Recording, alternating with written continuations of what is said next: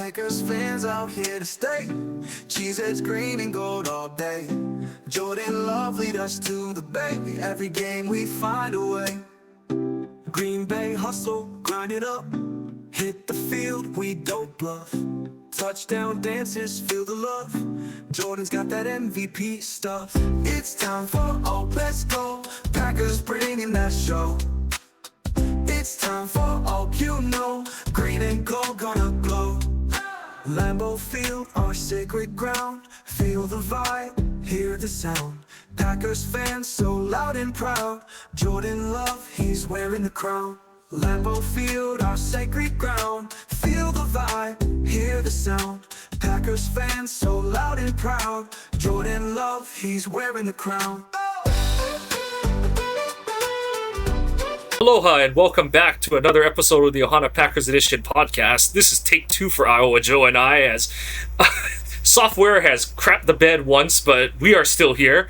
We're going to just recap everything from family night, the first full week of training camp, and the periphery roster moves that the team has made to date. You know, there's just been a bunch of injuries that front office has had to accommodate for. They're just churning. They've been cutting bait like real quick on people. Did you notice that? Yeah, so. I guess in this one we'll touch on that now because it'll kind of like influence where we go with certain things. But the big ones is like the tight end room just got a complete makeover last week Monday right after we recorded our episode. So Luke Lachey and RJ Maryland were waived with injury designations and replaced with Bibber and Yasmin, the Australian. Shout out Nick Gregory and Marlon Jones and Jonathan Baldwin. You got that wrong a little bit. Yasmin came in before. Yes, you're right. And they re-signed McCassell. Yes, forgot about. I forgot about Castle. Yeah, McAllen Castle. So that's right. Yeah, Castles was the one who came in with Bibber. So. They've just had to revamp the tight end row. It does make you want. Well, the funky one I thought was Maryland, because the Lachey one was the one where you're kind of like, okay, he's in a boot and on a scooter kind of thing. So that did sound like it was a potentially long-term thing. It was kind of interesting that with Maryland, they were just like, we're not waiting for a hamstring. Like, we need body. Like, I guess it does speak to like how badly they needed bodies in the room that they were like, yeah, we're not even going to wait for your hamstring, RJ. You're just gone. And we're going to bring in 3 new bodies to replace you and Luke at this point. And then... they didn't do any kind of injury settlement yet. They have reverted to the IR. Oh, is that what... Oh, okay. I'm always so, like, torn on, like, how they're going to designate guys if they do the waived injured or they... gonna revert one way or the other kind of thing, but yeah, I thought they had to be gone. I thought they had to be gone because the team was at the 90-man limit. So, well, no, if you waive, I think this is how it works in the preseason. If you waive injure them, they pass through waivers, and then if nobody picks them up, they revert to the injured reserve. Oh, you're right. Yep, there they are. And right now, according to the roster on the official Packers website, both Lachey and Maryland are on reserved injured.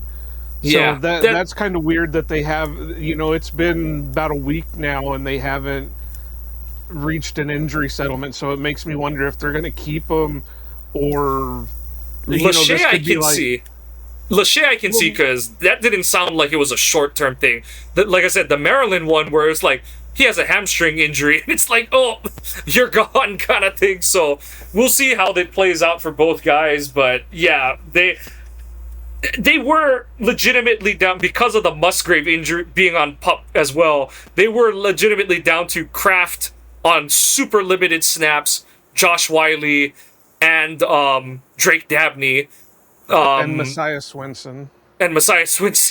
So they were very limited in terms of guys who could be fielded in a practice. So makes perfect sense why they were like, yeah, we need bodies we can throw out. So, bringing back Castles, bringing in Bibber and bringing in Yasmin. So, like you said, it was just impressive and a little surprising how quickly they moved to like just totally redo the room. And well, and I wasn't even just talking about those. I was talking about not just those.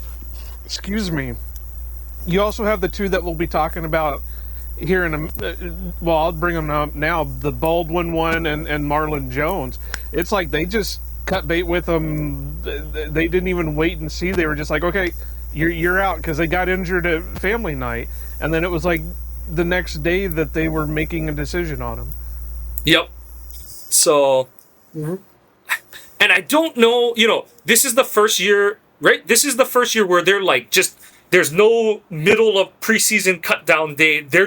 You're just cutting your roster down to 53 from 90 on one day kind of thing. So I am curious, like, if teams are gonna still function like there are the sub deadlines, and then, because I know some people are like, oh, you want to hold on to guys, but it's like, at some point, you need to give snaps to the guys who are gonna make your 53 or are on the extreme fringe of making your 53. You can't be giving snaps to guys 85 through 90, because you're intrigued by them and you're like trying to be like, oh yeah, that's the guy we want on the practice squad kind of thing and stuff. Like, I am curious how teams are gonna handle it moving forward.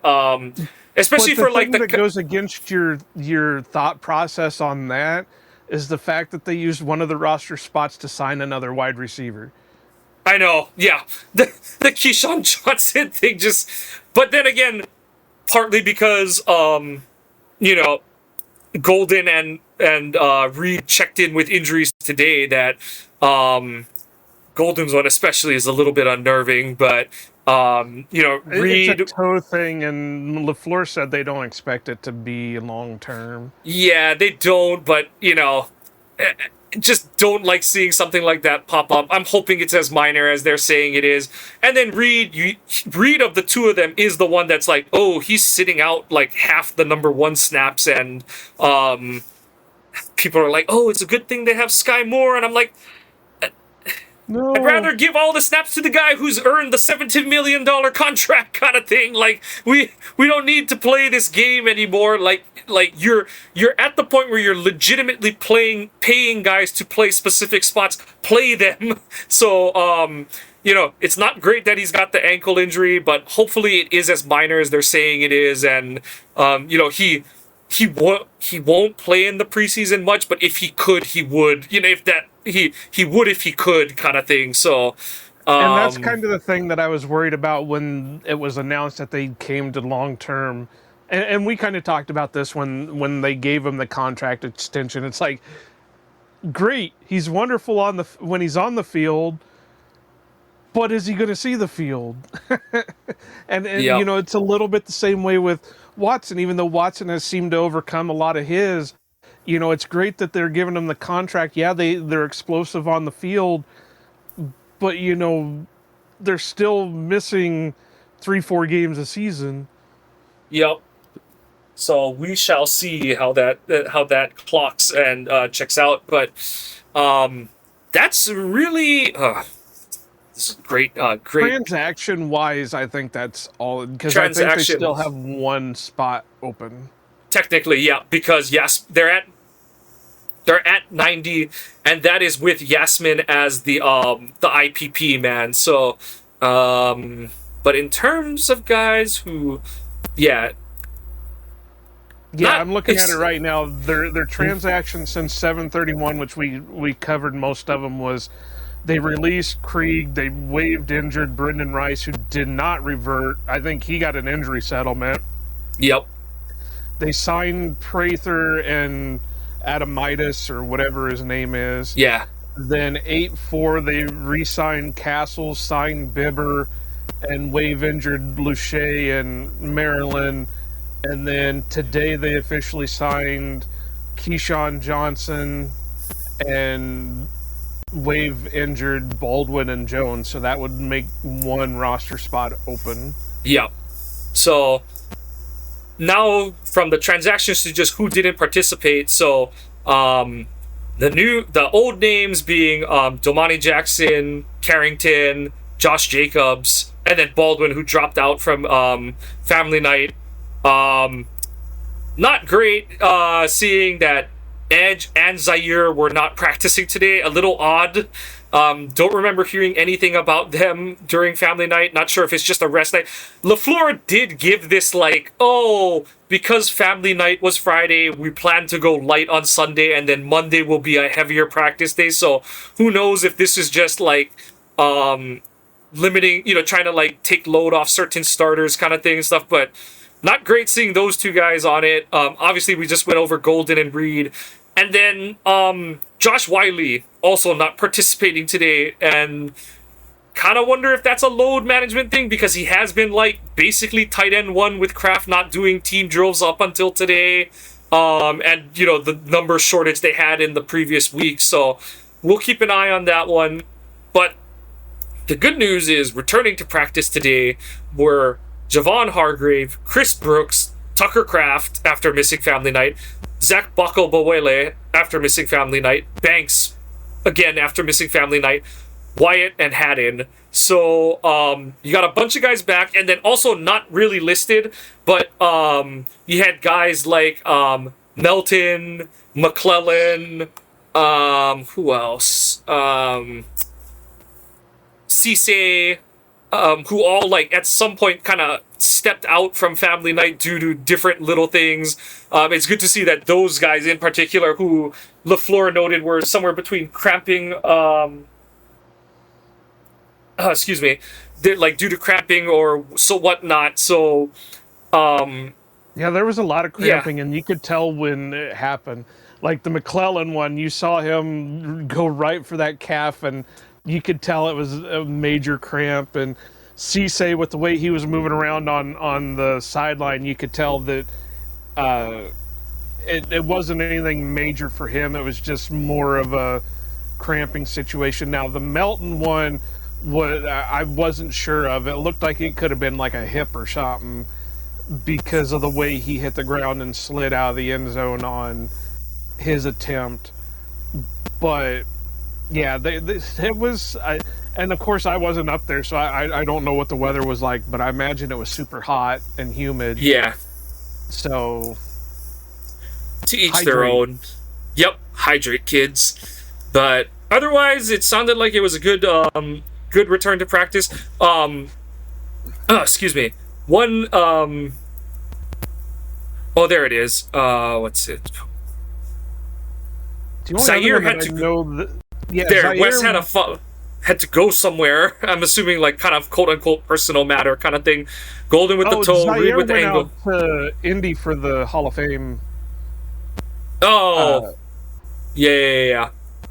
Wiley with the neck. Who it was? The Vinatieri. He was teammates with Vinatieri. Yeah. So Wiley with the neck and Cooper with the foot. So we'll keep an eye on those, if those are legitimate or they were just finding reasons for them to have a day off. But positions with not much depth, not great. So we'll keep an eye on those, and we'll let you know how those all play out. But we can try again at going into how Family Night went. And as we were discussing, on each side of the ball, there's two position groups that really have most of the collective eyes of the fan base on them. On offense, it's the offensive line, and on defense, it's the cornerback room. I know that there's some questions in, what's the defensive front going to look like without Micah until he returns and all that kind of stuff. But really the quote-unquote season-long questions are going to be, what are they going to do on the offensive line, and what are they going to do at cornerback? And we will try again our offensive line conversation that we had before. So I'll keep my initial opening thoughts shorter this time so that it's a little easier for us to discuss. So your starting five at Family Night from left to right were Jordan Morgan, Jager Burton, Sean Ryan, Jacob Monk, and Anthony Belton. And we'll start with Belton because, he had been starting the whole way through training camp and then come into Sunday's practice after a rough rough family night for Belton. He was with the second team. They had reshuffled around because Bako Boale was back at right tackle, but the guards remained Burton and Monk. So Joe, we'll start with Belton, but we can then just go around the guard competition where it looks like Monk is ahead of Burton for now. But Burton, we know, as LaFleur has pointed out a couple times in pressers, that he looks ready to go from the team perspective. So, what are your thoughts on where Belton stands right now and what his, projection progression is looking for the team? Well, I'm trying to remember what I said on the other one because I don't want to say it again because that's when everything went goofy on the recording program. So you had brought up a comment I know. Belton... yeah, so basically the thing is with Belton, I think he's still trying to find his spot.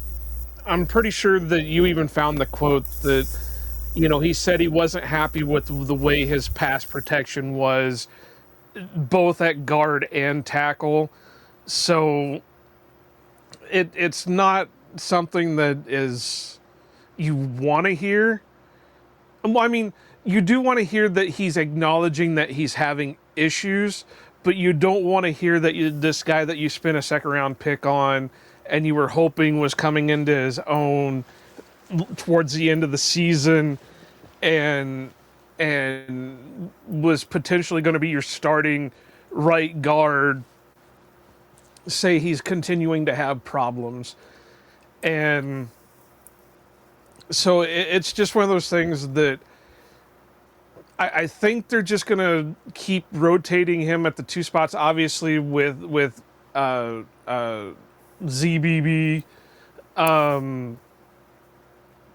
He's not going to play in the preseason unless, and I said this in our aborted attempt earlier about Tucker Kraft, unless ZBB walks into LaFleur's office and threatens to throw him in a dumpster or something, you got to figure he's not going to play anything in the preseason. So, somebody's going to have to take the right tackle spot. You were talking about in the other before about, Kennard, they may have a little bit of a worry with Kennard not looking so good. So you got to figure, I figure what the starting lineup for the first preseason game coming Thursday is going to be Morgan at left guard, Morgan at left tackle, Monk at left guard, Ryan at center, Burton at right guard, and probably Belton at right tackle.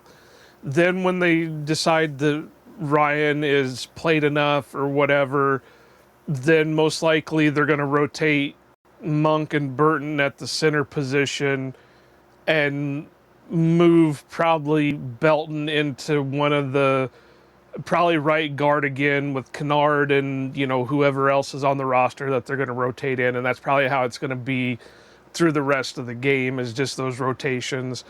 Burton and Monk are probably going to rotate, and I know that's the next point that we're going to get into, but they're probably going to rotate the left guard center position throughout the whole game after Sean Ryan exits, just because, well, we'll get into that in a minute. You asked about Belton. Belton, yes, there are major concerns. And this is one of those things that I know LaFleur had, was it with Kay Adams? I think it was most recently with Kay Adams. They were talking about Luke Butkus being there, and he really talked up Luke Butkus as a coach.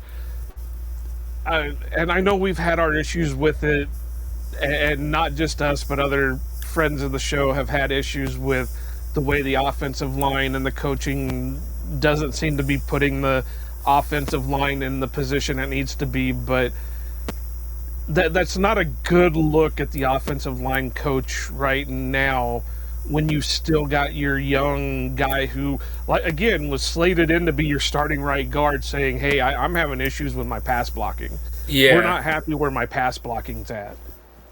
Yeah.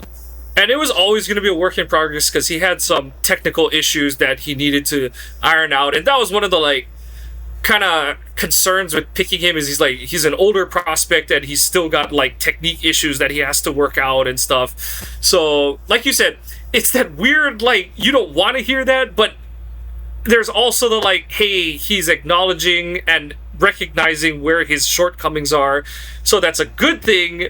And of course, now the next good thing you need is that he fixes them and improves on them. But yeah, I think you're right that he's gonna be starting at right tackle to open the preseason game, because if for whatever reason Bako Boyle goes out of a game, I think they want Belton to be the right tackle. I just don't think they're very confident in Kennard there right now.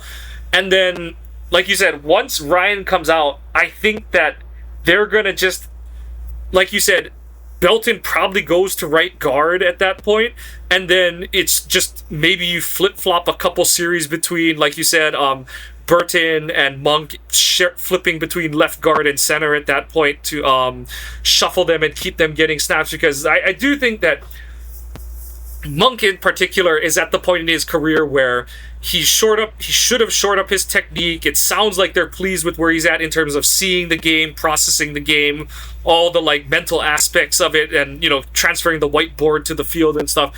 And he's at the point where like he just needs reps, and there's nothing that's going to help him more than experience and any kind of live reps he can get. So he needs those. And then same for Burton, where they have high hopes, like you alluded to earlier. LaFleur has made the comments that like he is ready to go for this team at this season at one of the three interior positions. And at this point, his biggest weakness is he's an NFL rookie with no NFL snap, obviously, because he's a rookie. And so, I know a lot of people will poo-poo what a preseason snaps are, but it's like you're playing another team. You're not playing your own teammates anymore. You're getting true live fire reps. And they're not, it's not like chalked up pre-approved plays for your team to scout. Like, it's not scouting tape. It is like you're going against actual other people who aren't gonna play it to the chalkboard. They're gonna just be human and do their own thing and stuff, and you just need to see those guys get those kind of reps. So while that's a little bit somewhere between like oh no on the Belton side, and we're optimistic with where Monk and different levels of optimism with where Monk is at in year 3 and with where Burton is as a fresh rookie. The best news I think on the O-line is the fact that Morgan has gotten some rave reviews from some former NFL player. We talked about it last week with Tasher Bulaga and Joe Thomas, each giving somewhere between positive to glowing reviews of how they think Morgan looked thus far in training camp. And then even on family night, he didn't do anything that was otherworldly, but it wasn't Morgan's guy who was causing the problems for the Packers offense when he was on the field. And like, honestly, if he's that level, that is immensely better than what Rasheed Walker was giving you down the back half of the season. So you just take that as an absolute win if that's the level of play you're going to get from Morgan at this point. So I look at that as a positive, and we'll just have to, just like we say you don't want a team to peak too early, that's the same with an O-line. Now obviously you need a good floor because you don't want to get your quarterback messed up while you figure things out. But at the same time, you want that unit to gel, to coalesce, the individual players to figure things out as they go through the season. And then as, a collective 5, that group is stronger by the end of the season than anywhere it was during the season. So that's the hope. And like I said, if Morgan is shoring up a lot of the question marks Walker created at left tackle, that's a huge win regardless of what happens at the other spots. Right, and I kind of said this before with both Morgan and Monk. I kind of equated Monk to getting the Jake Hansen, Royce Newman treatment, not because he's a bad player, because we don't know. We've not really seen him get meaningful snaps, and he's had limited snaps and preseasons the last couple of years, but other than that, he's not really had a ton of meaningful snaps. But I equate them equate him to both Newman and Hansen, and we're just going to throw you out there at these positions, and you're either going to sink or swim, and even if you just give us a dog paddle, that'll save your roster spot. But if you go out there and sink like a stone, we're just going to cut bait with you. If we can get something out of you in trade, we're going to get something out of you in trade. If not, then thank you for your time here. Good luck. Don't let the door hit you on the way out. But with Morgan, it's one of those things that, again, you're going to sink or swim with him. I hate going back to the same boat with the puns and the sayings and shit, but it is going to be sink or swim. There's no Rasheed Walker that can step in if things are getting bad. There's no free agent out there that I'm going to trust to come in and be that left tackle at this moment. I mean, obviously things could happen with the final 53 cut down, but they've put all their faith into Jordan Morgan being the left tackle of the future. And, I kind of, again, to equate this to something else, it's kind of like Marshall Newhouse a few years ago, where we know, it could be one of those situations where we know he's not good, but he's the only one we got that can play left tackle. And, I don't want to see Morgan end up like that. I do want to see Morgan succeed, if I can speak. But because Jordan Love isn't a left-hand quarterback. Jordan Love is a right-handed quarterback. That left tackle is blocking his blind side. And there's a reason they call it the blind side, is because he can't see what's coming from that side of the field. And you don't want him to be in a situation where he has no idea that he's going to be getting hit from that side of the field.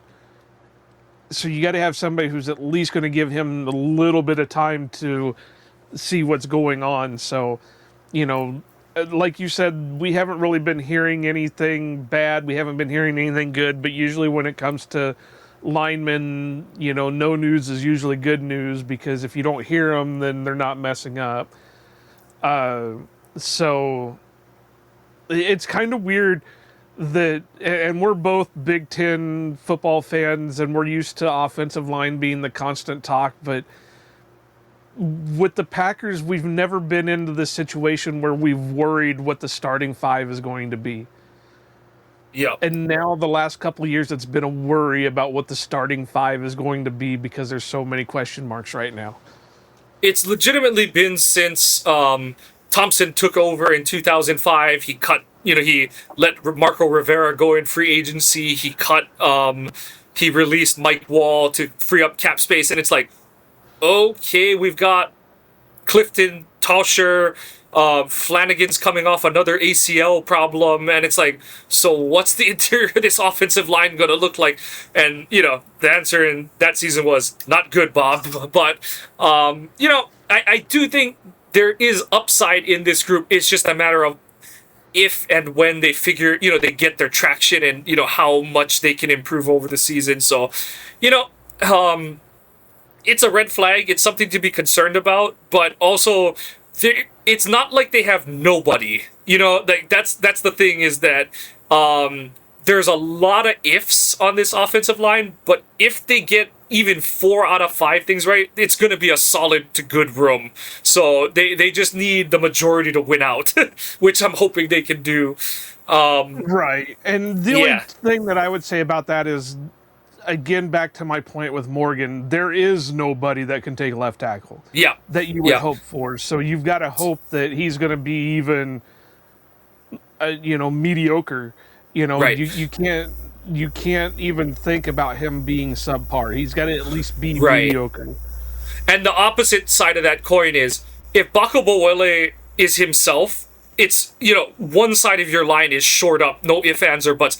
If he can't get back to that level, or if he's at all diminished by this patellar tendon repair, it doesn't really matter what the rest of the line does, unless Morgan really ascends to where, he doesn't have to be at where Tom was last season, in terms of like his top end play. But unless that flips, and you need Buckle Boyle to be like 80% of where he's been before. You need that as a baseline. Because if you don't have that, a lot of the upside of this line goes right out the window with it. So that's the other big domino that has to be known. Yeah. But at least with him, if, there's a setback or anything, we know we can slide Belton over there. We can slide Kennard over there. We can slide, maybe a Travis Glover or whoever wins one of the final O-line spots for the roster. And we could trust that, they're going to be okay over there. We don't know about that with the left side. So that's why I said you got to put everybody in Packerland has to send all their willpower to Jordan Morgan just to make him be at least mediocre. If either that or the great composer reincarnate Jonathan Williams needs to be a good player, which, okay, I do think he is O-line 9 at this point because he's played like every spot on the O-line this season, including center, which is kind of odd because they have 3 guys ahead of him. But you know what? So be it. If he can legitimately play 5 positions, that's good for him in terms of his ability to make this roster. It sounds like he used his time on PUP and IR last season very well because, everyone's like, oh, but he was a really smart kid. He's an aerospace engineer, all that kind of stuff. But I'm like, okay, but like, how many times have we seen guys spend the whole year on IR and just waste it and, come back and look completely unprepared? It sounds like I'm going to tell you something about smart people. You can be a smart person. You can be a book smart person. Yeah. That doesn't make you street smart. Smart. Yeah. You can be book smart, but you and I always use this as an example. When I was in high school, there was this girl that was super, super, super book smart. Constant straight A's, constant this, constant, she could do anything with schooling and education and all that. She couldn't drink a bottle of water. She for some reason, with her mind, with her head, she didn't know how to close her mouth when she drank a bottle of water. So the guy that she was dating in high school's mom is still a seamstress. She would have to make bibs for this girl to wear so when she drank a bottle of water or any kind of drink, because for some reason the common sense was not there to close your mouth when you take a drink. So that's why I said there's a difference between being smart, book smart, and being smart. If you can be both street and book smart, you're going to be the best in the world. Yep. And for whatever it's worth, it does sound like Williams has proven to be that. So, good on him, like I said, for putting the time in. Tangent, but I always hate when people start bringing up, well, he's this, or, he went to school for this. There's a difference between school smart and rest smart. So, and the reviews have been glowing so far. Like you said, I don't know what answers they got. He might have to be one at left tackle because a lot of the options have not looked good so far. But I know he's been repping mostly at interior O-line, but he may need to open the repertoire up or just be there in case, anything happens with Monk, Belton, and Burton, going, and Banks too, going through the season. So we shall see with that. They still have him listed as just a pure guard. Yeah. But I know he has been repping, like you said, he's been repping everywhere. I think he was getting some left tackle reps during this last week's training camp practice, and I think even at family night. But, it's one of those things that, like you said, they must have seen something in him they really liked, that they kept him around all of last year, even through the injuries and all that. Going into the season, he was on, the PUP list and all that, so they had hopes for him at that point. You could even argue that he's not even the number 9 OL. He could be like a number 6 or 7 at this moment, just because. Yeah, depending on how like you said, if Kennard is solely for 6 O-lineman use at this point, like, and that opens a whole nother can of worms that I don't even want to waste time on it, because I just don't think they're going to move him unless something really weird came up. But it does make you wonder with how they're just so open to Belton moving out there over what they've seen from Kennard so far in camp. So, yeah, we shall see. Flipping sides to the other side of the ball, as noted previously, the other position group that's under the the magnifying glass is cornerback. Brandon Cisse looked awesome on family night. Yeah, he took some lumps and stuff, and there are going to be growing pains with a rookie corner. And I know, Watson, there are things Watson does really well, i.e. be really fast and explosive, and he's still, he's improved as a route runner, but it's not like Cisse's out there guarding prime Devontae or anything. But it's good to see that when a rookie gets thrown into, pure one-on-ones and those kind of situations, that he's able to punch back with the veteran player and stuff. So, really good to see from Cisse. Philosopher Jair Alexander said, "Iron sharpens iron." Yep. So, what's it called? It's just good to see him. Yeah. It's good to see Cisse in there producing, battling, and they really need to have it because, one, Carrington continues to be out with a hamstring, and two, I know we've ragged on the guy a lot in the past, but Nixon just was awful on family night. Like, all his previous issues, not having a good sense when the ball is coming, his press technique remains just unsightly at times. That's where a lot of, the Golden clips where Golden is just toasting him off the line of scrimmage. A lot of it is a product of Nixon just, I don't know if he doesn't know what to do, doesn't have the technique to, whatever it is, he's not doing the job in press jam technique at the line of scrimmage. And then he just doesn't have any sort of explosiveness or speed to make up ground after he gets beat off the line of scrimmage. And that's the part that was most concerning. And, I had some back and forths with a couple people, shout out Aaron Doppelganger. But, and in his defense, he was trying to point out, like, hey, let's just be positive about how Golden looks. But I was like, Perone and I were kind of saying, like, why is Nixon, we made our jokes about, did he really have a hamstring? Did he hold in and realize, like, with whichever way it was, oh God, the rookie can actually play kind of thing. But I don't understand why Nixon was like, I'm back and got a starting spot back the next day kind of thing. It's like, you weren't very good last year. This isn't the same defense, and and the guy who brought you to Green Bay isn't here anymore. So, like, the things that you used to have in your favor, we can argue about if the first one, but the latter two of where, like, your player in the returning defensive scheme and the guy who brought you to Green Bay was the associate head coach, those two are no longer true.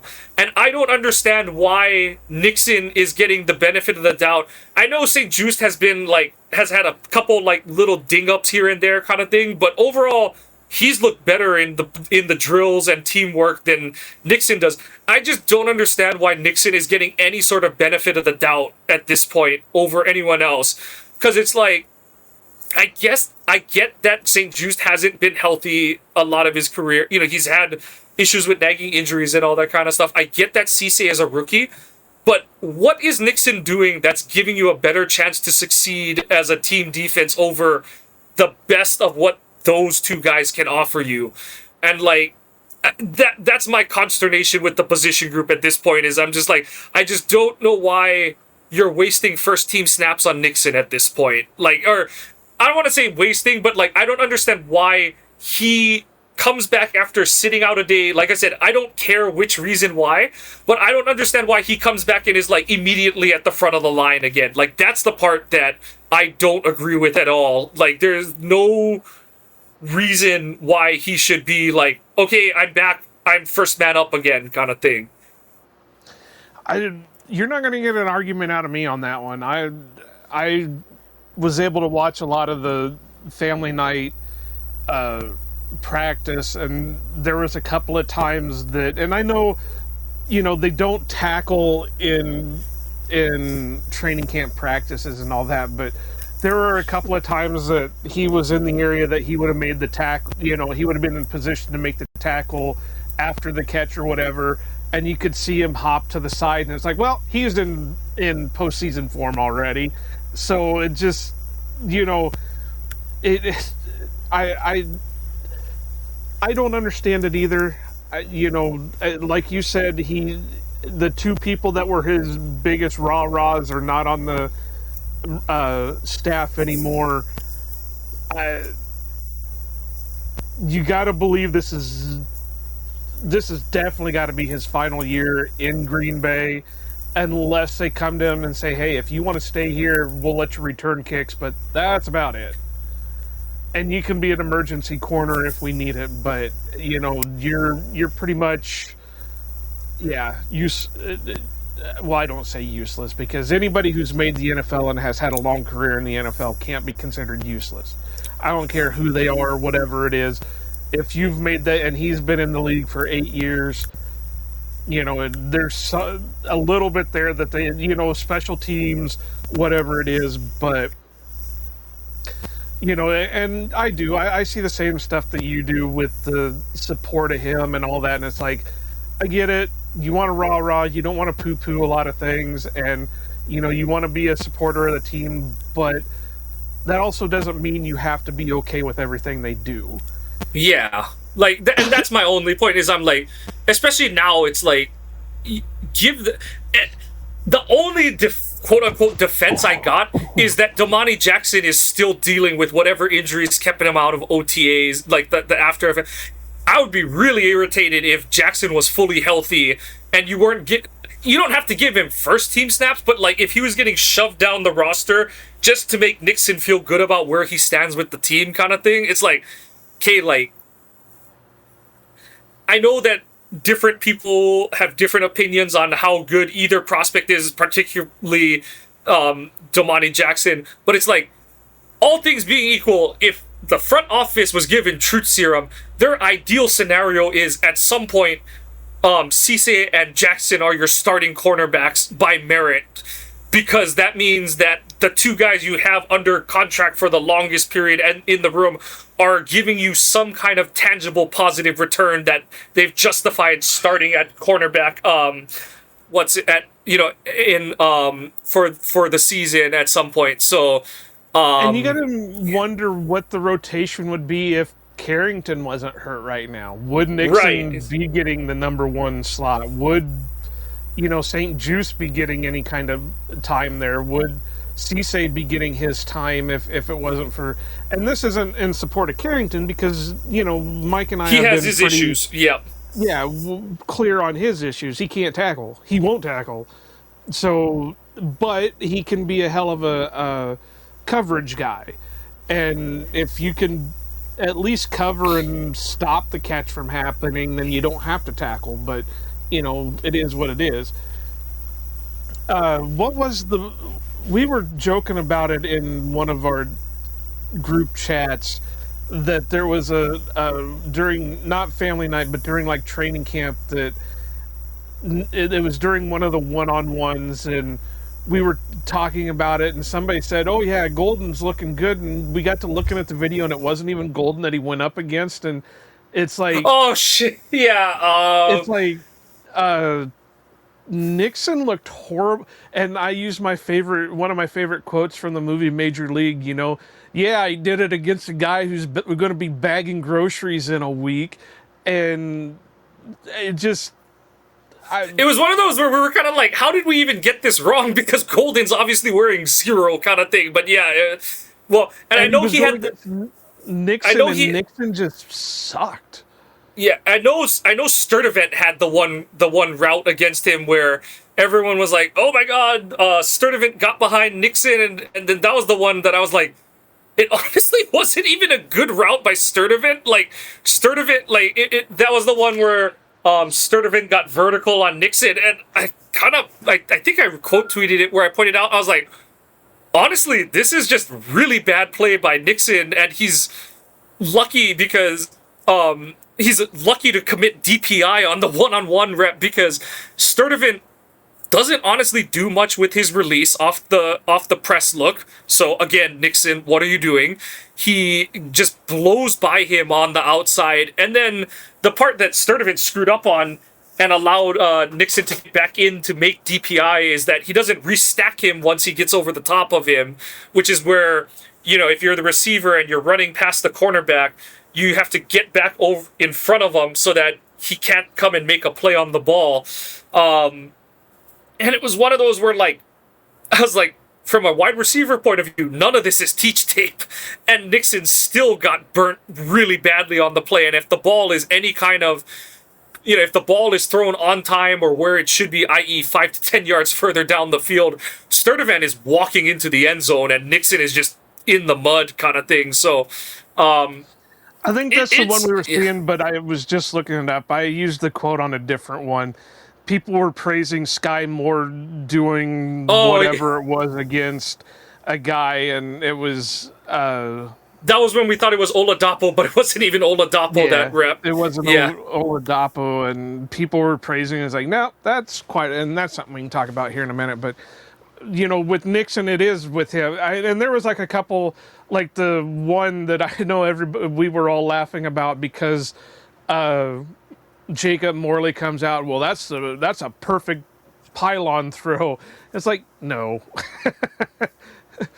But like I said, it just with Nixon, it's a horrible situation we're in. They should have invested in corner a while back. I'm not saying they should have took a corner over Matthew Golden because we'll talk about Golden here in a minute. Golden is going to be a star. There's no doubt about it. He's already on his way.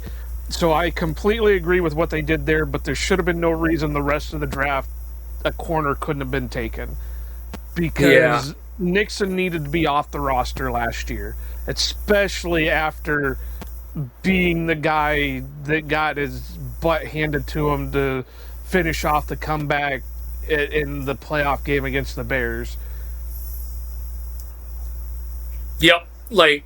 He has the interception in the first Chicago game, but it's not, you have the not making the tackle in the Chicago playoff game. You have the coverage against DJ Moore. You have the multiple times, but the worst one being in the Cowboy game where it's like he just stops playing multiple times last season, but the Cowboy one was the worst one where it's just like he just stops playing in the middle of the play and I forget, I think that was Flournoy comes back and makes the diving catch on the sideline and it's like, okay, Mr. I'm CB1, CB1s don't do that. CB1s are making the play for their team, not getting posterized and stuff. So like you said, we don't have to beat a dead horse or anything on this one, but it's like I said, if the corner room had a little more oomph to it, and even just in terms of how it's constructed this year, if Carrington's not injured, if Jackson's not injured, I would have more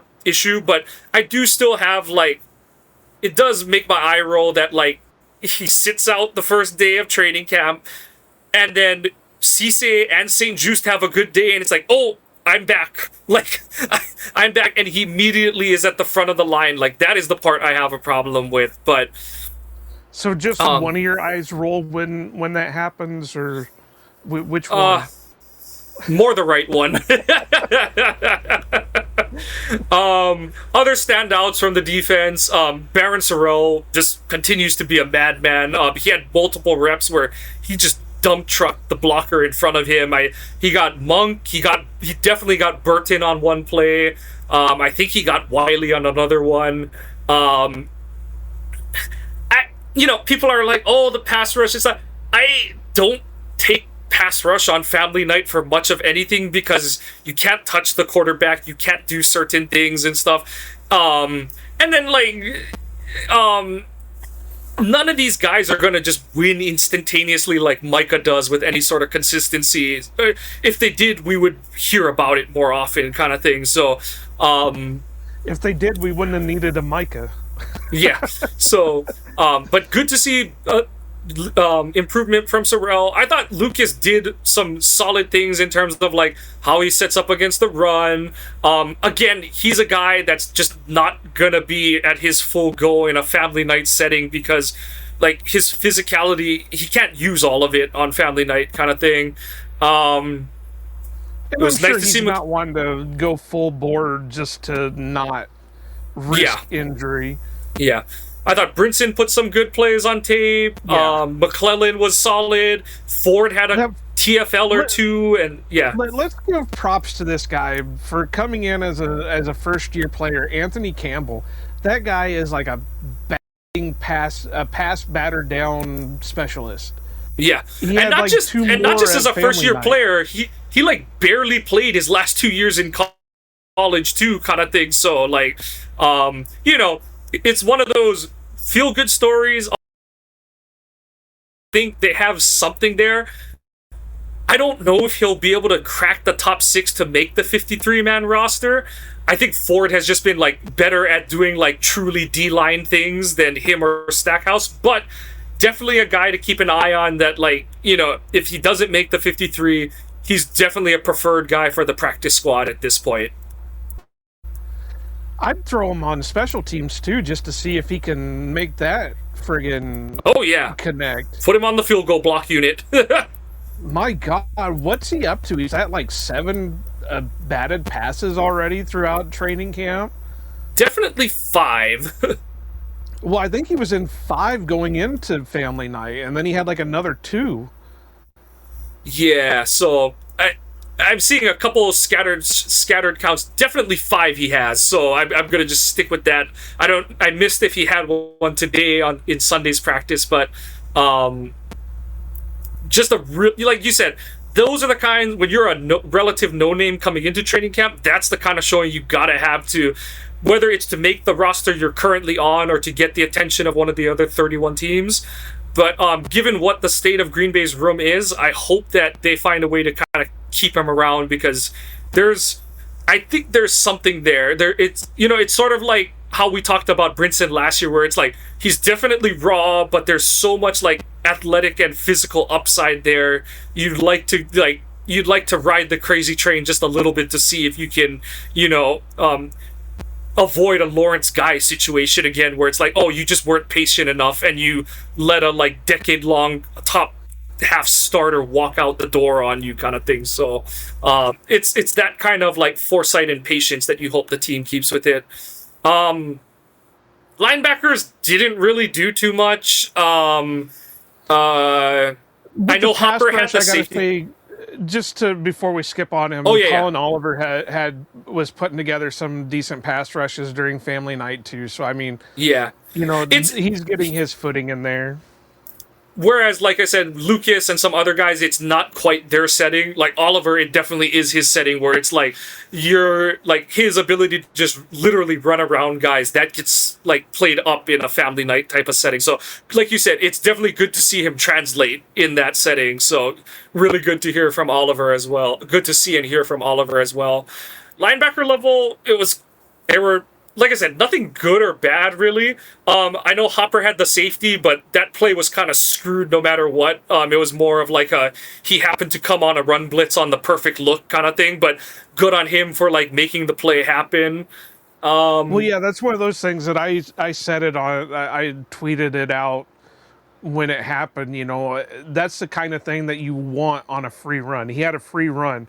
If he wouldn't have made a play on the free run, then you got to be like, what's going on here? Yep. So that was the linebacker level, and then safeties. I thought Oladapo looked fine out there. Bullard's gonna get chewed up for how he played the golden deep ball. That's kind of been one of his issue spots is like playing the ball in the air at depth and stuff, and you can tell that like he thought he had a beat on it, and then he was like, when he takes those 2 like backpedaling steps out of his turn when he's running to the deep portion, it's like, oh no, he totally misjudged the ball. And like I said, Love had way more room where he made that throw, but the broadcast angle made it look like Bullard was right there. In reality, he was still like 10 yards away from the ball to truly make a play on it. But it is one of those where you'd like to see him like understand to just keep running at this point, like to have better spatial awareness and understanding on how to like take routes to the ball. So that was a little bit of a negative. And then the other bummer is like Williams and McKinney both dropped interceptions out there. Like, they made some reads and they just couldn't come up with interceptions, and that was kind of a story from last season, and you hope that it's not a problem again in this season. Well, what I was going to say was back to the Bullard on Golden, where I was saying Jacob Morley come out and said, well, that's a perfect pylon throw. No, that's just the typical Jordan not having the greatest feel for a deep throw, so he just lofted it up there and happened to get it in the right spot at that moment. But Oladapo, it's kind of weird with the Oladapo and Bullard situation, because Bullard has been tremendous as a slot guy and struggles a little bit deep, whereas Oladapo seems like he's more of a deep guy and struggles a little bit more up close. And I was kind of seeing that with the family night stuff when we would kind of see Oladapo, because a couple of times he got beat, it was when he was playing up close. But the plays that he was kind of making were when he was playing as a deeper safety. So that's kind of a interesting thing there for him. And like his like, so the Savion touchdown, he's in good position. It's just that's a guy who's not used to playing trail technique man all the time, where it's like understanding when to turn around and look for the ball, all that kind of, there's certain timing on individual routes and things like that. He's moving a lot better in that role than I thought he would, because he's not like a super fluid looking, like his build. He's a decent athlete for his size, but again, that's with the for his size qualification. So it is interesting to see how he moves out there. But yeah, I do think that they're cross-training him to like be Bullard's backup. But I'm just glad to see he's out there, and he is the top gunner opposite of Melton. So his roster spot is basically locked at this point. But I do think they're just trying to figure out ways to get him on the field, especially because Gannon has again and again professed that he's going to run a lot of 3 safety looks. So being able to mix and match, whether you're counting Bullard as a corner or if Oladapo's going to be out there in like the dime or penny packages and things like that. So just giving you way more flexibility in your coverage options. So like I said, it's a work in progress with Oladapo, but I'm encouraged by what he's put on film, as opposed to being like, oh no, like it's never going to happen for him kind of thing. So like what we're seeing there. Before we go to offense, we will talk about Trey Smack. I thought Smack had an excellent night on Family Night. Just everything looked really solid. I know he had the one kick that went just wide left on him, but that was a 51-yard kick. Everything else was pretty much perfect. He was pretty center mass on everything else, and he even dealt with a false start, so he like made a 42 and then had to re-kick from 47. Didn't have any issues on the re-kick, so he was 6 of 7, but technically you could argue he was 7 of 8 because he had to re-kick and stuff. But I just a really nice day at the office for Smack after like we said, Family Night isn't a tell-all either, but the thing that I'll give Family Night the bigger nod to is like everyone has to remember is that Hinkle, there are no NFL stadiums that are like Hinkle, because Hinkle doesn't have like, you're not in a bowl of any sorts. The wind is like, it's like kicking in a high school stadium more than it is like kicking in a professional NFL stadium where like right? I don't think there's any stadiums that are just like open on the sides like Hinkle is. So, the way the wind affects the outside practice field? Or not Hinkle, the outside practice field. That's Nitschke. Nitschke, dang it. Yeah. So, but Nitschke is wide open. So, like, if there's 20-mile-an-hour gusts, you're getting 20-mile-an-hour, as in, like, a stadium, it'll swirl and all that kind of stuff. So, like, it's a different profile and stuff. Yeah. the practice fields are weird because you have Nitschke that's the open one for when they practice in front of the fans. The Hudson Center is the indoor. Indoor one, and then I think the Hinkle is the one where they close off that nobody can see. Oh, okay. It's still outdoor, but I know what you mean. Like it's closed to the public. Yeah. So and they wrap tarp. And then you've got the underground one that I don't know if it has a name or not. The dungeon. But yeah, that's where they do their walkthroughs and all that is the underground practice facility on like game days and stuff. Yep. So, good to see Smack bounce back. On offense, we'll just address it. Golden was awesome. It was freaking awesome. Whether it was cooking Nixon in the one-on-ones, he had the deep ball, and like you said, it wasn't the greatest throw. Like I give it like a B+ or A- from Love, just because, like you said, it wasn't perfect, but he put it in a safe spot for where it was golden or nothing, and I do give those a little bit extra boost on the grading. But Golden adjusts to that ball perfectly. He fades himself to it, leans his head back, all that kind of stuff. I do wonder, I know they called it, but do you think it would have held up as a touchdown in official review? Because I don't know if the ball crossed the pylon. I know his foot crossed it. Are you talking about the one-on-one? Are you talking about the one-on-one play or the deep touchdown over Bullard? The deep touchdown over Bullard, where I just said with the Morley one where he called it Morley was talking about the one on Nixon. That's why the Nixon one was really close. You're right. Well then maybe that's the one. He was talking, that's the pylon throw, because it was like he caught it and it was right there at the front pylon. And he swung his leg around the pylon, and it's like, okay, do you think that would have been considered a touchdown if they went through official review? Because I didn't pay attention enough to see if the ball crossed the line. Because the only angle of that play I saw was from like the broadcast view, I can't honestly tell you how it looks in terms of like if he truly gets the ball inside the pylon, because it's that whole rule on the goal line where like you have to break the plane, but the ball has to be in the field of play, i.e. so it has to be above or inside the pylon. I can't tell from the broadcast angle because he catches it, crocks it in his right elbow, but I can't tell where his torso exactly is in relation to the goal line. So it's definitely a catch, but like you said, I can't tell if it's definitively a touchdown or if he's out at like the 2-inch line or whatever. So yeah, it was one of those plays.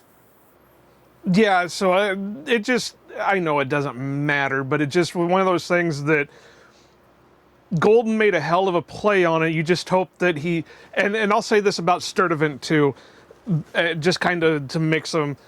You need to have a little bit of better spatial awareness.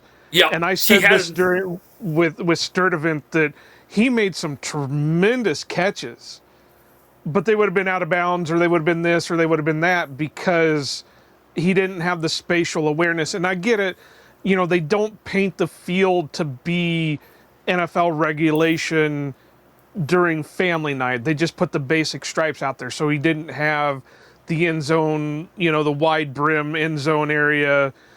For the touchdown, if he was inbounds there, they didn't have it along the sideline either. So that's a little bit rougher. It's just not to take away from what they did, because like I said, I'm going to be a Golden ride or die until he gives me a reason not to be.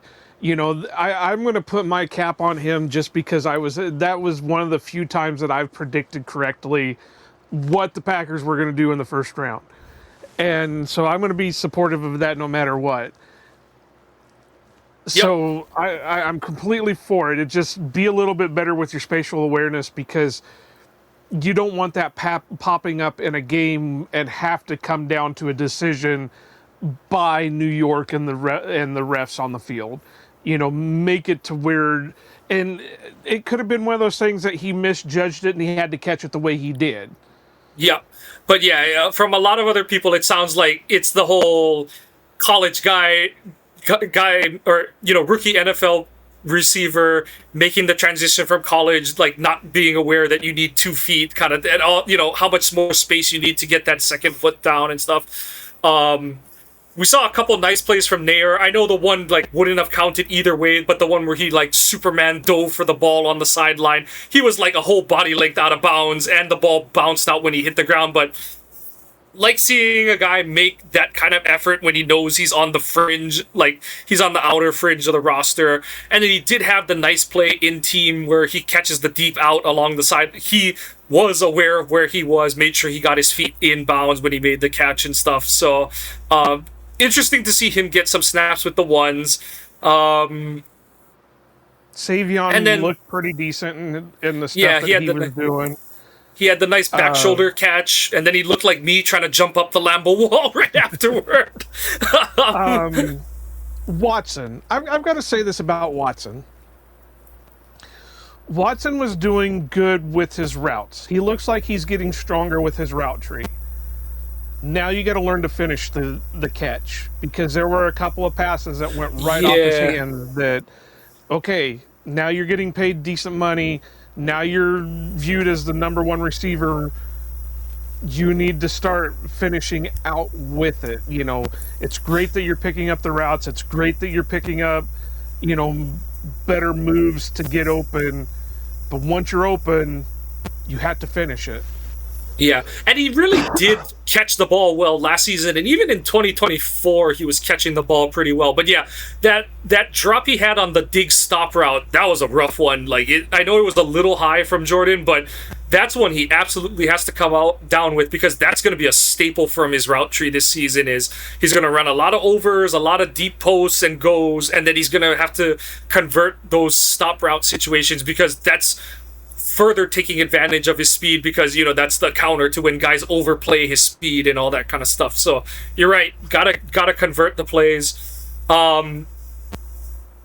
Otherwise, other than kind that, of there wasn't really a wide receiver that really stuck out. Yeah, I feel sorry for him. Will Shepherd was kind of having a rough night. Yeah.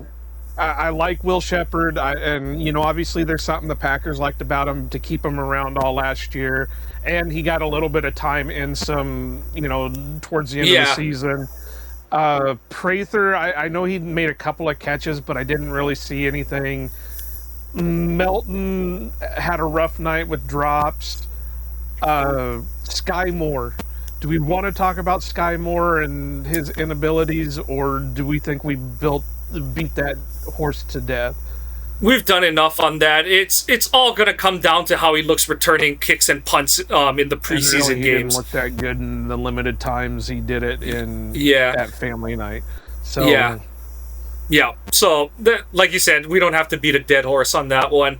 Tight ends, I thought Dabney looked good in the one-on-ones. I thought he had a couple nice routes there. I know it shocked Wayne and Larry, because they were like, this guy is more known for his inline blocking and stuff, and here he is out, really turning on and making plays. Yeah, and it wasn't against any of the top guys, but he was doing it against the DBs and stuff. So it's not like he's like against a totally mismatched linebacker or anything like that. He's doing it against someone who can like athletically keep up with him, kind of thing. So that was kind of impressive to see. Wiley, I thought, was solid. Hope the neck injury that he popped up with isn't anything too serious. It's just a matter of, like I said, I hope they're just, LaFleur alluded to it in his presser, that it's like Tuesday or Sunday was going to be like a slow day, and then Monday we would ramp back up, kind of thing. So you just hope that is a case where, like, guys who were tender after family night, let's just take a step back and like make sure everything's as okay as possible, kind of thing. Otherwise, not much out of the tight end room. Swinson didn't look good. He had one or two catches, but he looked slow and everything else. And then had a couple drops too in the one-on-ones. So it's been a rough training camp for Swinson. On the bright side for friend Nick Gregory out of Australia, former co-host, Thomas Yasmin looked pretty decent in his limited little snaps. Bibber had a couple of catches, but you couldn't really make any judgment out of him. So just to cover he's playing against he's playing against like the fourth string kind of thing and stuff, so it's hard to say anything. I know they were talking him up because he's from like Cedarburg or something like that in Wisconsin, so yeah, got the hometown guy or the whatever, home cooking. Yep. And then at running back, again, it's hard to say much because they're like popping pads and stuff, but they're not really drive blocking anyone or anything like that. They're like the offensive line is like fitting to their run blocks, and the defensive line is honestly, the D line was probably taking it a little more seriously. Like I said, like Sorrell dropped a couple guys on some of the run plays and stuff, but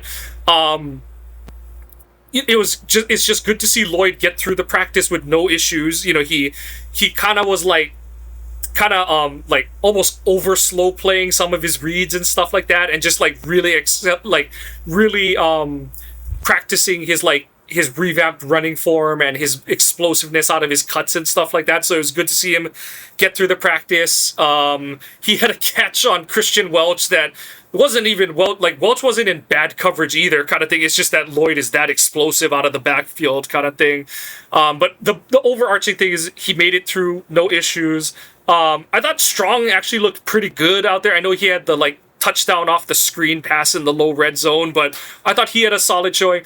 And then Martinez looked a lot better once they did the quote-unquote live tackling portion where he kind of broke away for like a 15-yard runner, because he was always going to look better in that scenario. He's just not a 7-on-7 player. Like he'll look good if he gets into the open field kind of thing, but he was always going to show better when it's like, oh, we're actually have to tackle people, and he is a 6'1", 230 guy kind of thing. So yeah, I expect that his showing for like proving whether he deserves a roster spot is going to come in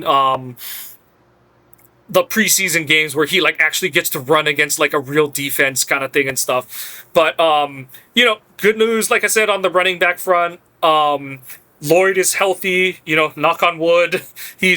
And it seems like he's not saving himself, if that makes sense. Like, he does seem like when he's doing the drills, he's going full out. Like, I know they're limiting his reps, but it doesn't look like he's babying the reps or anything like that. Still looks explosive, which is really good after he's just dealt with soft tissue and weird injuries the past 2 seasons. And then the other good news is Chris Brooks returned to practice on Sunday. So, and he had like a funky comment. It does sound like he was trying to like really revamp his bot. It reads like, because his comment was, it was a good learning experience or something like that. That was his response to when they're like, oh, like what happened with your injury, that, and he kind of like had this kind of like, yeah. I don't want to say put words in his mouth, but it was almost like he's like, it reads to me like, I bit off a little more than I can chew, and I strained my hamstring because of it, and I know now, like, hey, like, don't have to go that all out in off-season training kind of thing. Like, it kind of, like, between the lines, it kind of read like that to my point of view. But, all things being equal, the top 3 guys are there. It's Jacobs, Brooks, and Lloyd.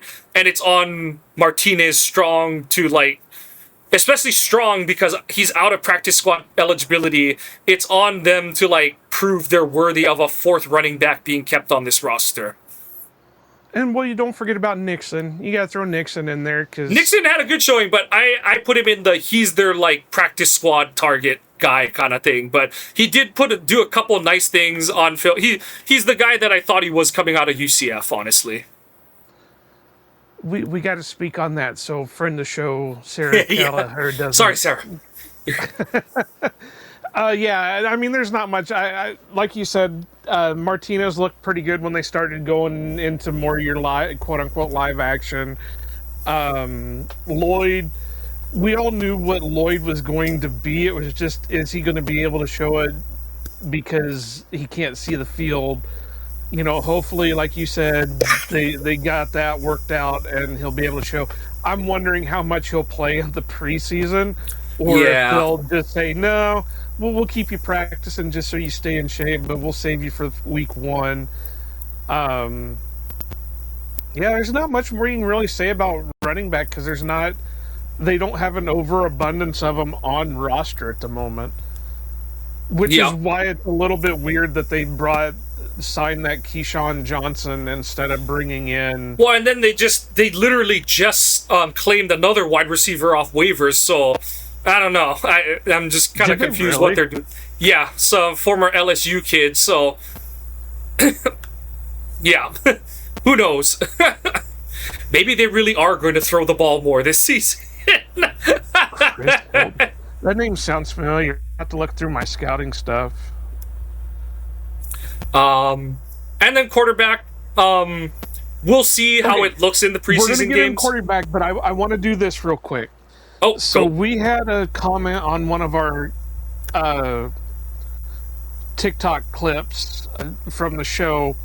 We were talking about, it was me talking about how I'm kind of concerned about, have we decided if he's still going by Tyrod or is it Tyrod now? I don't know. Taylor. I don't either. Yeah. About how we're kind of concerned about him because he hasn't been like showing out that he deserves to be the backup in practices and stuff. And Saint Blitz over on TikTok says it's the backup quarterback. If you are worried about that, you are hoping Love gets hurt. No, it's not that we're hoping Love gets hurt. It's that we know Love has missed a couple of games every year so far. We knew we were in good hands with the way Malik showed out.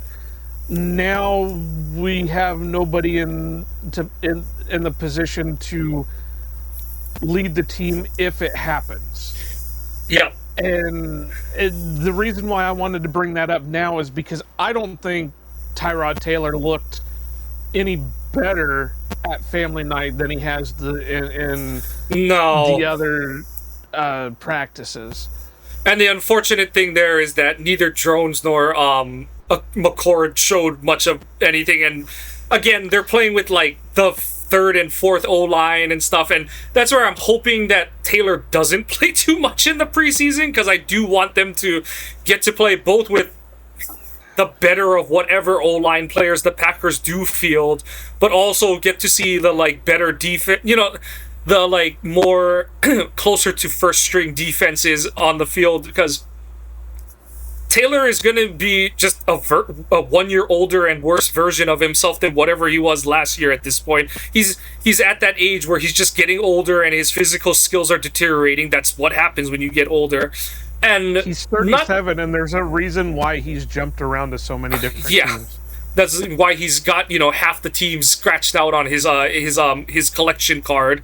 And like you said, it's not that we think McCord or Drones are the next coming or anything like that, but we need to see they don't just need a clipboard carrier.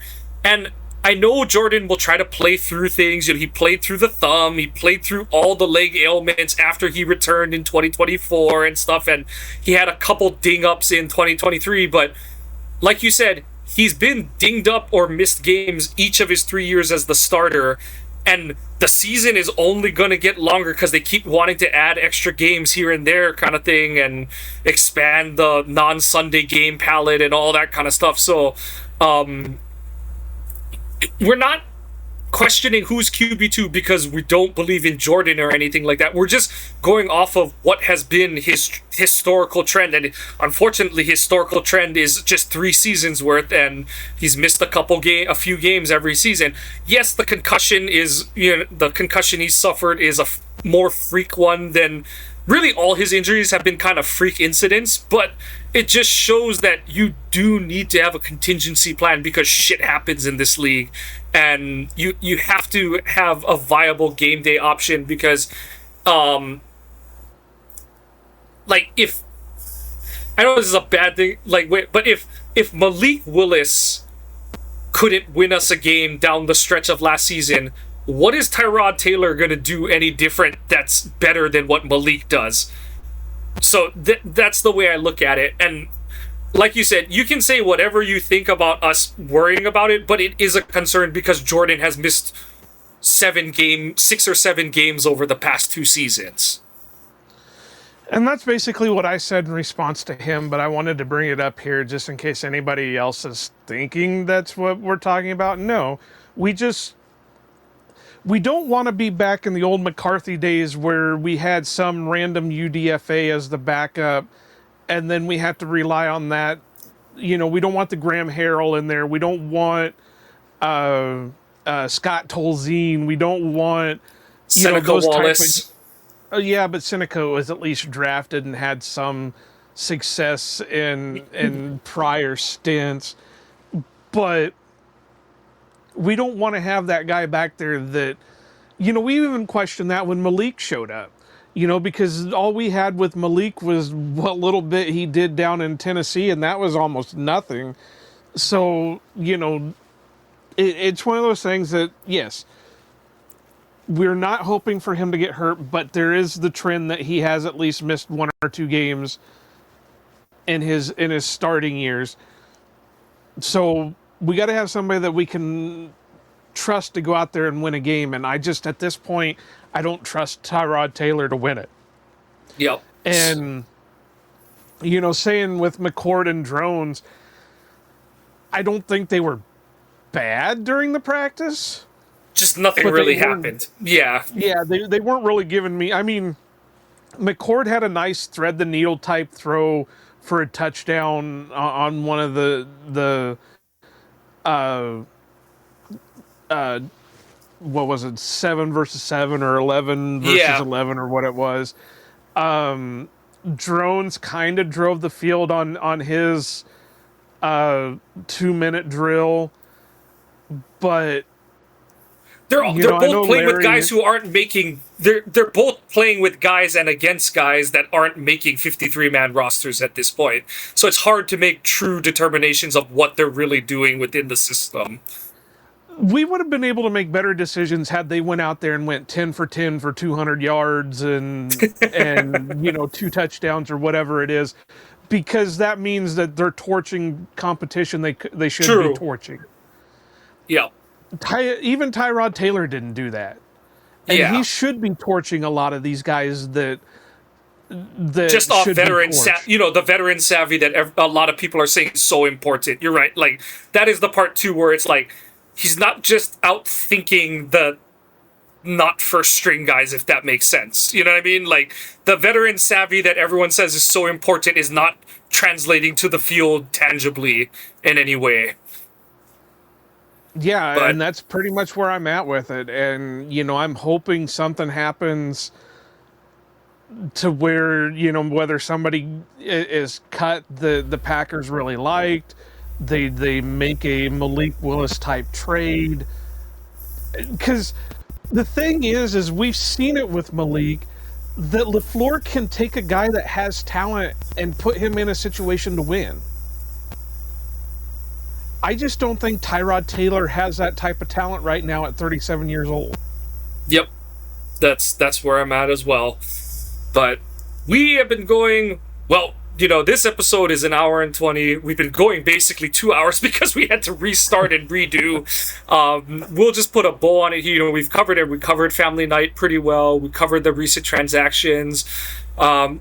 The first game is coming up on Thursday. I'll try to do something after that ends, whether it's a TikTok or a short live or something like that. I'll see what I can put together on Thursday night after the game just to get something up. But, Joe, you got anything else before we put a bow on this one? No. I mean, if you see me around the Green Bay area, say something. Yeah, that's right. He will be there. Don't hit me. I don't really feel like being hit. But yeah, I mean, we should be able, as long as the hotel internet holds out on me, we could do something Thursday night after the preseason game. Because it's an away game, so I won't even be there. I'll be at the hotel just chilling out. Sounds good. But no, I think that's pretty good. All right. Well, we'll do our usual. Check us out at Ohana_Packers on Twitter, at Ohana Packers Edition on Instagram. Please continue to follow us on Facebook. We're trying to get to our 100 followers so that when we do go live, we can stream live to Facebook. We're getting really close. We'll also be doing a drawing when we hit that 100 subscriber. Please follow the podcast on your favorite podcasting apps. Please give us a like and a subscribe. As you did, Joe, he found something on a TikTok comment, whether it's there, one of our personal Twitter accounts, the show's Twitter account, Instagram, whatever. If you comment give your thoughts, questions. We will respond to it on the next show. So please keep sending us those. But until next time, that's Iowa Joe. I'm Mike. Go Pack Go, and aloha. Packers fans out here to stay. Cheeseheads green and gold all day. Jordan Love lead us to the bay. Every game we find a way. Green Bay hustle, grind it up. Hit the field, we don't bluff. Touchdown dances, feel the love. Jordan's got that MVP stuff. It's time for all, let's go. Packers bringing that show. It's time for all, you know. Green and gold gonna glow. Lambeau Field, our sacred ground. Feel the vibe, hear the sound. Packers fans so loud and proud.